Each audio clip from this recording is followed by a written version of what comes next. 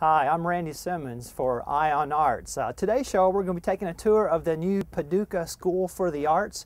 We're also going to be talking with Harvey Sadow, who's also the new director. So, and speaking of Harvey, I think I'm keeping him waiting in this cold building, so let's go.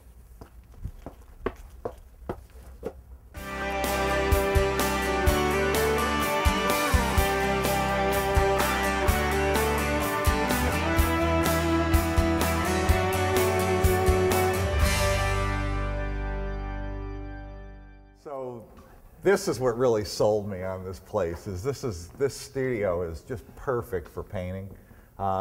It just feels like a Soho loft space, and when we get all the crap torn out of here and really get it ready to go, it's just going to be beautiful studio space, man. I couldn't agree more. The lighting is just incredible. You have north and south lighting. I can't wait to see what you're going to do with the place.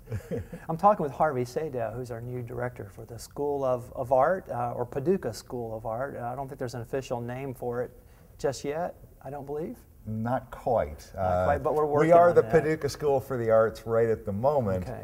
But we're still looking for a more descriptive term. Great. So Harvey, you're all the way from Florida, and you just jumped on board in July, was that right? Yeah, actually hired in July, and I started the first week of October. And now you're experiencing Kentucky cold weather.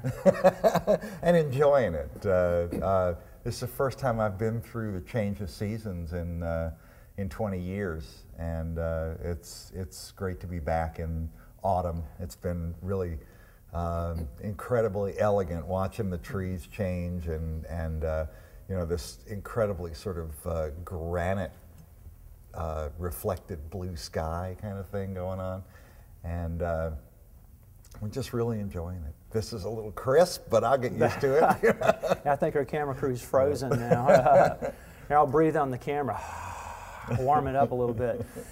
You want to tell us a little bit about how the program's progressing now? We're in the very early stages of this. So what's happening currently? Well, we've just received this building. The city purchased the building from the Kitchens Incorporated people, and it was just deeded over to us a few weeks ago. So now we can actually officially begin dealing with it. Meanwhile, there are a million things that have to be done. One is we have to raise several $1 million to make this earthquake code compliant, to make it safe, and then to begin to design and build studios for a variety of media. And we'll talk a little bit about the incredible variety of media. But we also have to go through a design process and then really kind of tear it down to the walls and build it back the way we want it. And meanwhile, we want to get the programming started. We want some visible evidence of the power of this school and great teachers and great facilities. So we're going to start up in some empty space that we can identify in the area, maybe downtown or other parts of Lower Town, and that don't require a huge amount of build out in order to be able to plop ourselves down and work in them. We'll put the money into equipment and faculty and start up some programs that don't exist at the community college in those temporary spaces.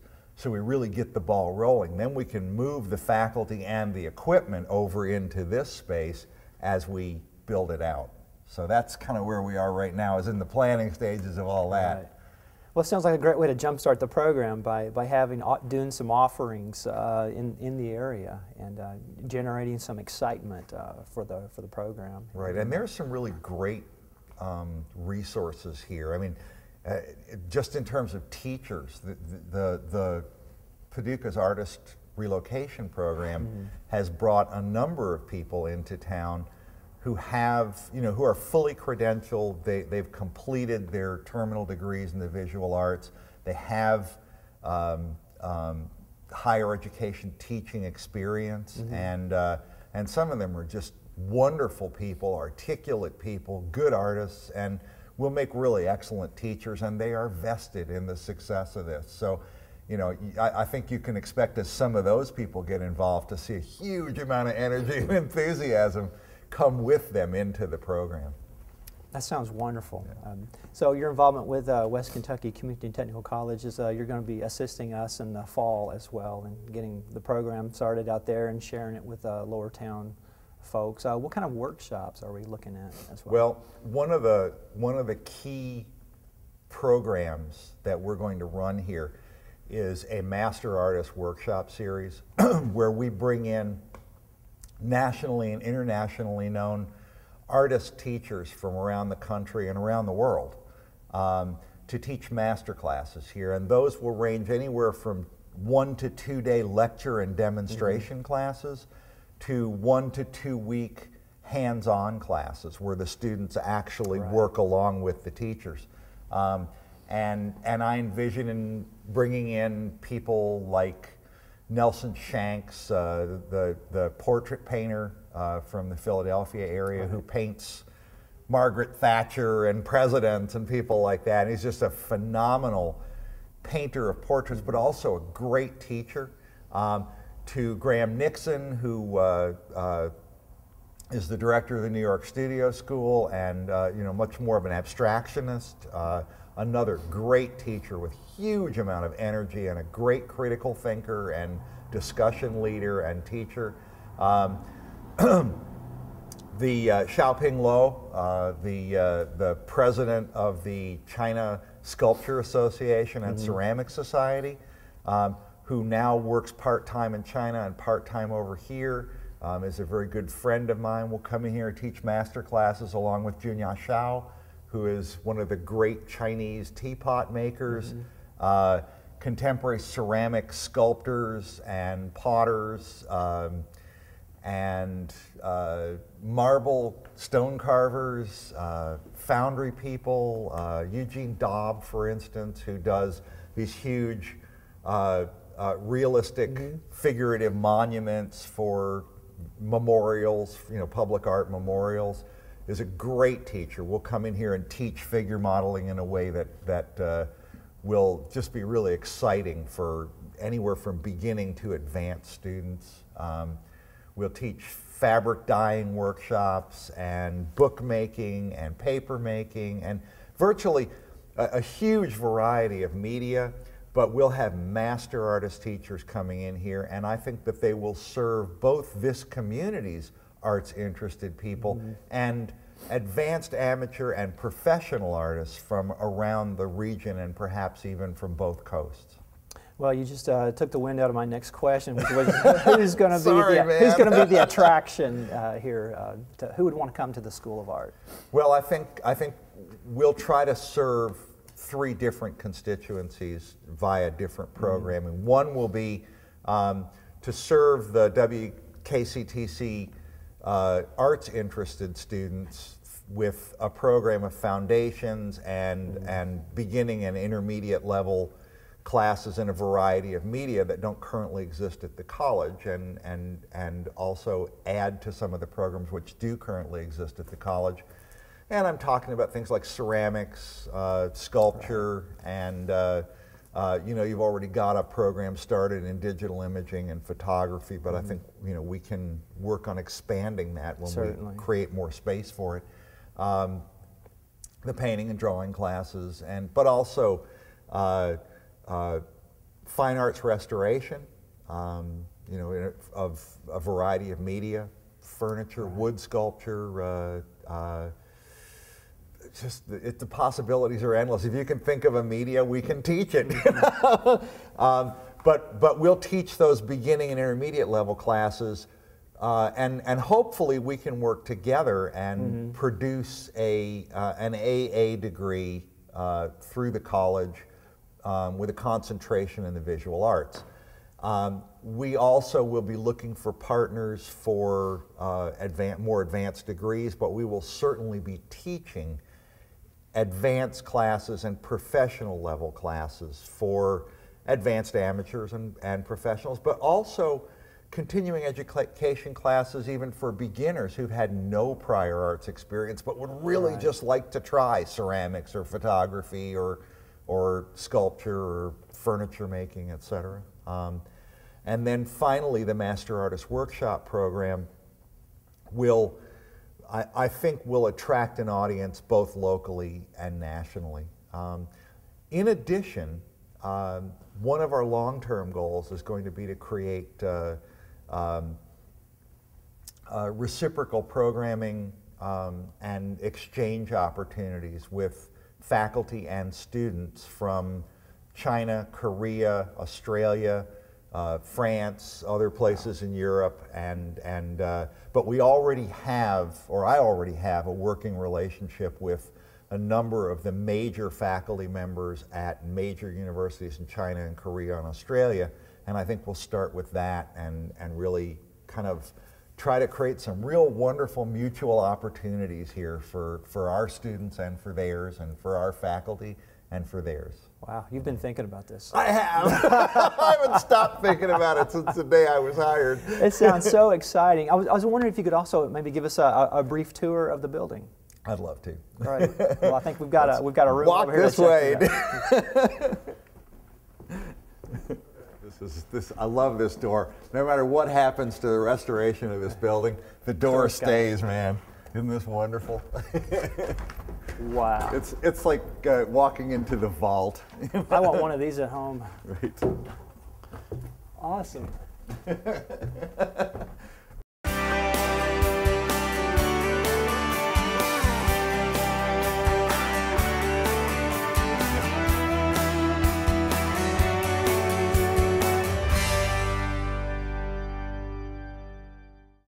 A couple of the other things that could happen in here are, you know, that the studios that are more intimate in scale, that don't really, you know, require that big, well-lit, high ceilinged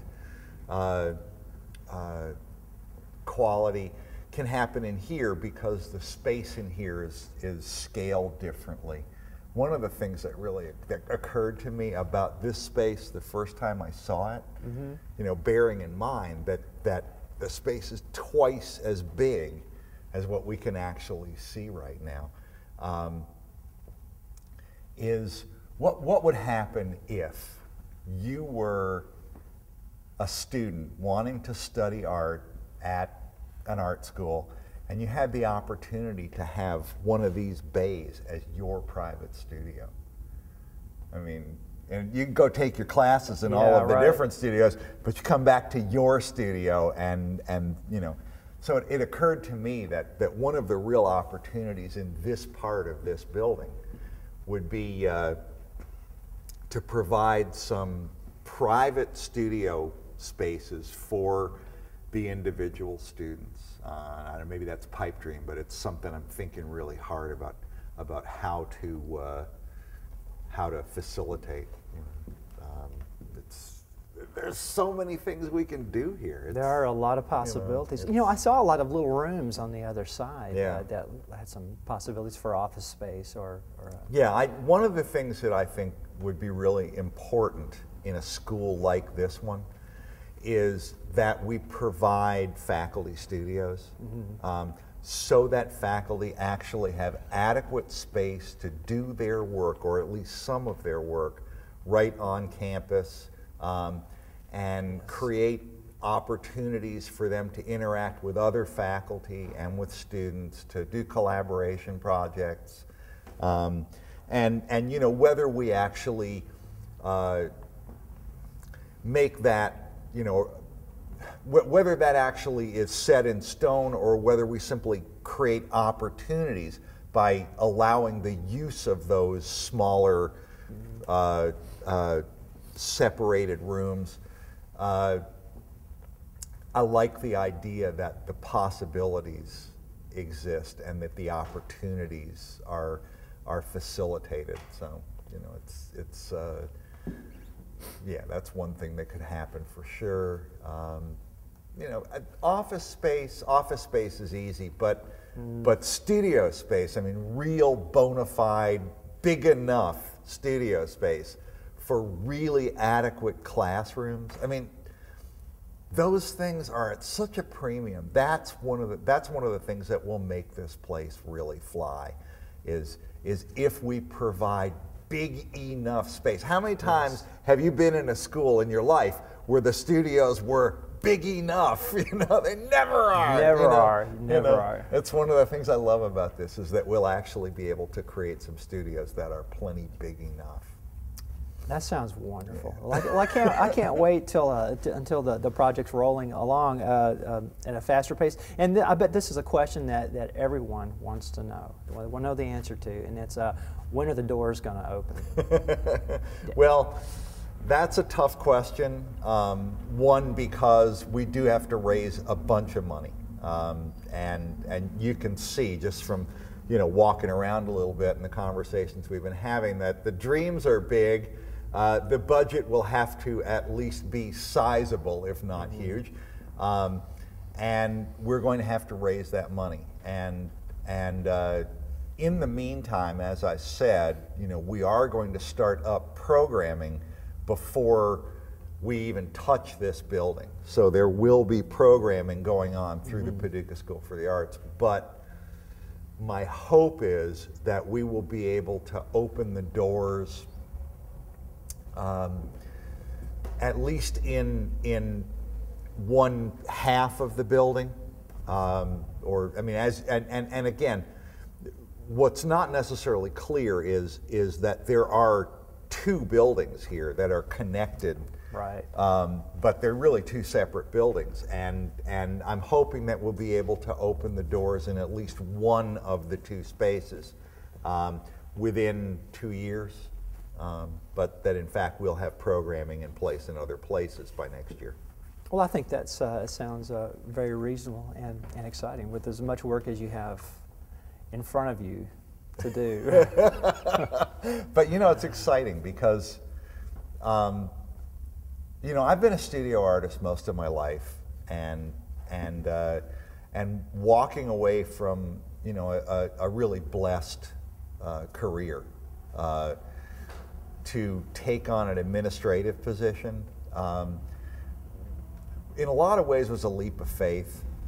But the way that I'm looking at this, and I think the reason why I'm enjoying it so much and not really feeling the effects of studio withdrawal, is that this is my medium right now.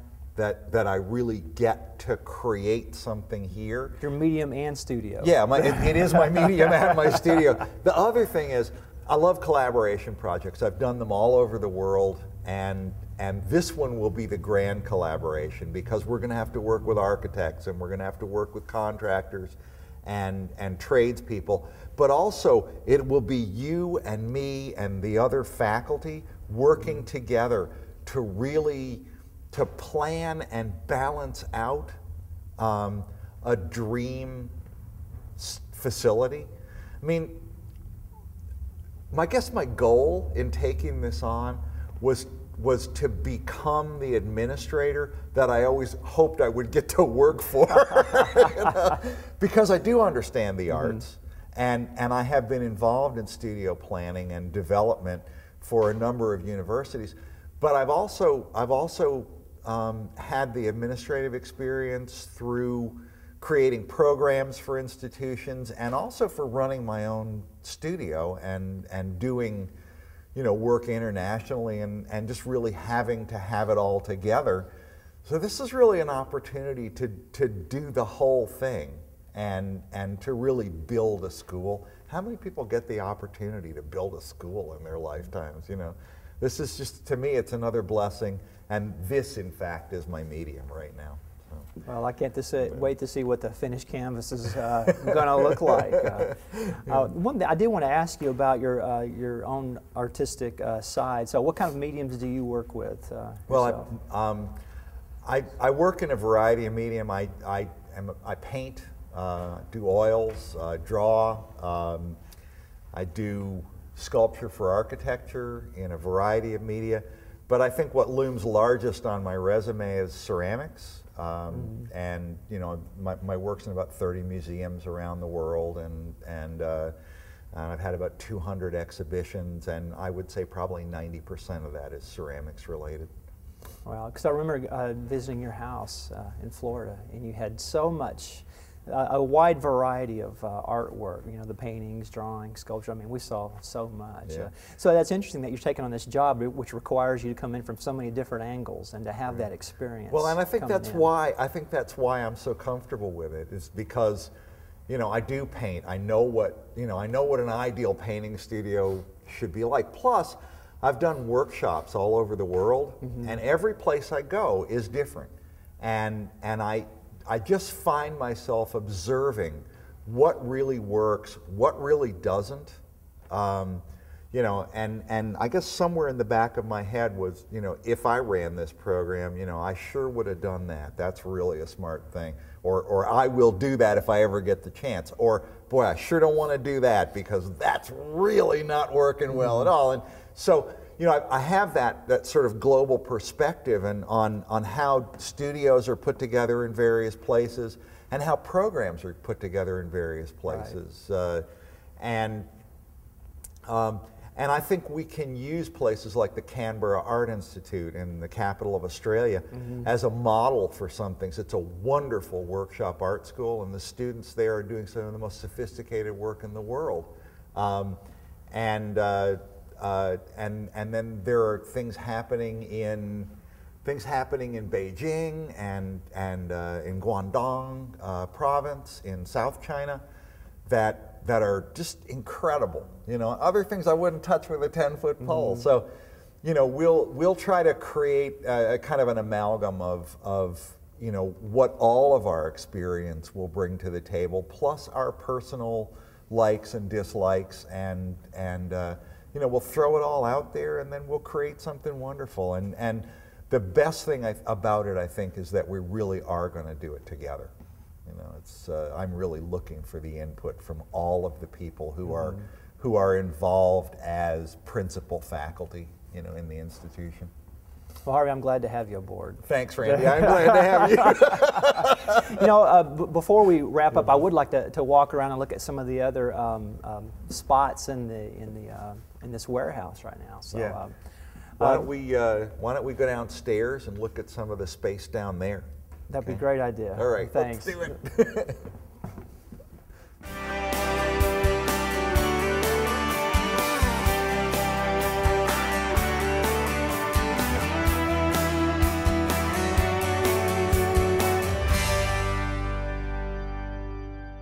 Yeah, so this is a natural woodworking studio. The cabinet shop used it, and it seems like it'll work great for us. Plus, we can have the fine arts restoration studio on the other side of it over there, and then it'll dovetail together perfectly with ceramics and sculpture. So we've got a wood shop for making molds and doing all kinds of infrastructure, wood sculpture, or wood related projects. And then we've got this great cement floored area right here. You know, again, with big high ceilings and great big beams. It just looks like, you know, it just looks like a ceramics and sculpture studio. The minute I walked in here, I said, "Oh man, this is perfect for, you know, for clay and for metals and things like that." Plus, we've got big doors out both ends, and we can, you know, we can put the foundry out there. We can put the ceramic kilns out here, and you know, and just simply put shed roofing over the whole thing, and you know, or not even bother to do that. But it's perfect because you can work inside. You can roll things right on out to the studio space, to the kiln areas and the foundry and stuff like that. So, you know, we really have got the space and just sort of the right logistics relative to the space to sort of create, you know, virtually, I mean, you want to weld steel, you want to cast bronze, we can cast bronze, you know, fire ceramics, you know, all of it.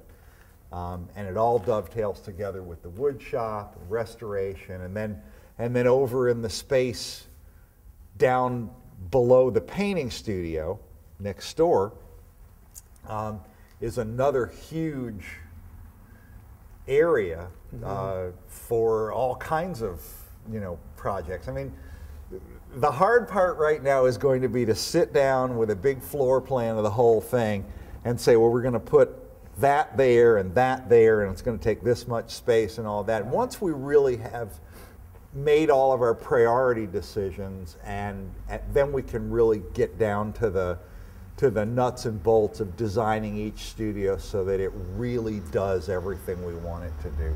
And we also have some outside space as well. We have a couple of lots. We do. Just on the west side or north side of the building. Yeah, out this door. There's all the way to the corner. There's a lot of lawn space. We can do installation projects out there. Maybe create a sculpture garden out there.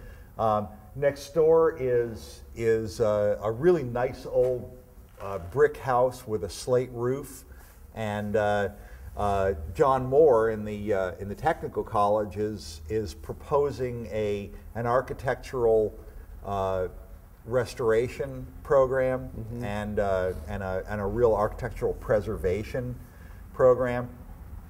And we've already talked about making that house next door kind of a living laboratory, you know, a working environment where they can actually come in and the students can learn how to restore a slate roof and tuck point brick and do, you know, fine woodworking and things like that. And what we'll do is, in the process, we'll turn that into either the administrative offices for the school, or we'll turn it into artist in residence quarters for our visiting artists and our master artists for the workshop program, or possibly both. We may do offices and a suite over there, but again, you know, we'll use that building. And one of the things that I genuinely am committed to is real historical preservation of a really nice old house. And making it a blessing to its neighborhood, as we hope the whole school will be.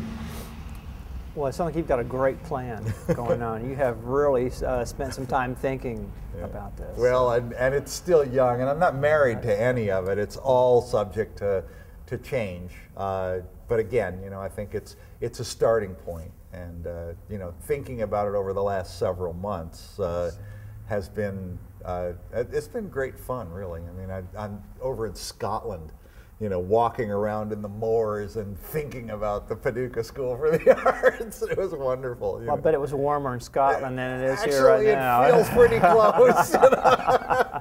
Well, Harvey, thanks a lot for being on the show today. Randy. And I'd like to come back and visit again and take a tour of the program as it progresses. It will be interesting to see it in its before, during, and after stages, I'm sure. Thanks for having me. And thanks for taking a look at what we're getting ready to do. I think it's coffee time. You bet. All right, let's get out of here. Woo, it's warm. I'm out of this. Hey, thanks for watching today's show, and join us again next week for a brand new episode. I think we're done now. I'm actually starting to warm up. I feel like it's about 28 degrees now.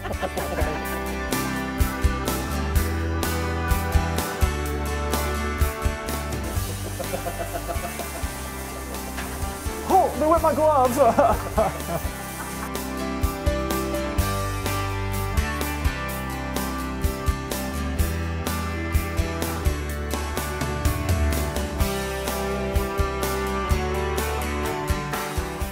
I'm locked out. Wait, it's a push door. Damn, I keep pulling on it. I swear I think it's a pull door. Now it's a pull door. No, actually I didn't. I was pulling on the wrong one, and then I realized, oh, it's the other one. Like a dope.